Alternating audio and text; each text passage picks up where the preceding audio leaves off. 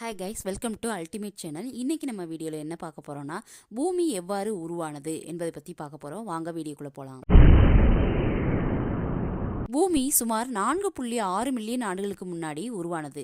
இது அனைத்தும் நெபுலா எனப்படும் விண்வெளியில் வாயு மற்றும் தூசு மேகத்துடன் தொடங்கியது. இந்த நெபுலாவில் சிறிய துகள்கள் இருந்தன. இவை புவியீர்ப்பு விசையால் படிப்படியாக ஒருங்கிணைந்து மேலும் மேலும் துகள்கள் மோதுவதால் அவை கோள்கள் எனப்படும் பெரிய பொருள்களை உருவாக்கின. இந்த கோள்கள் இறுதியில் அளவு வளர்ந்து புரோட்டோபிளானட்களாக மாறியது.